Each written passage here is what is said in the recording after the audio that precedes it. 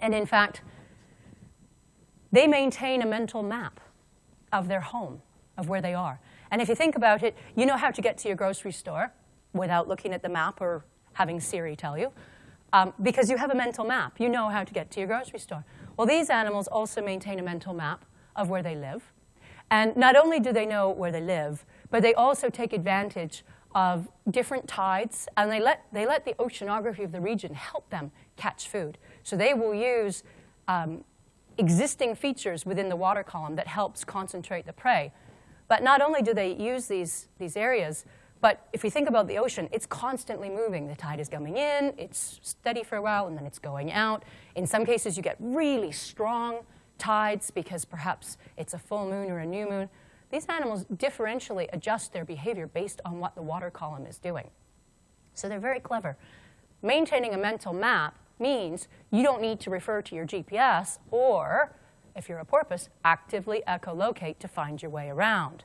And that may, in fact, tell us why porpoises are so susceptible to entanglement in fishing nets. Because if the net wasn't there yesterday and you safely made your way to your foraging ground, perhaps you've got your young with you, perhaps you're with a group. Is that a family group? We have no idea. We don't understand the social dynamics of these animals.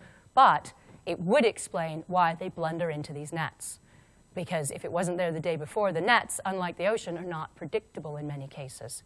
And so suddenly it just appears.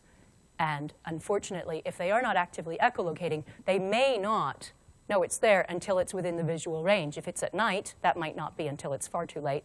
If it's in the daytime, if you go down to any pier and you look down into the water, the Northern Hemisphere waters are not known for their crystal clear qualities like the Caribbean is. And so we're talking meters, usually, in terms of how far they can see. And porpoise will avoid a bit like a plane. They're not going to just turn. They're going to bank a bit. And when they bank, it can be that dorsal fin. Even though it's only 6 inches in height, if they're that close to the net, that's usually it, and that's what gets them entangled. And remember, right back to the very beginning slide, what's one of the characteristics of a porpoise? They are a mammal. Mammals breathe air.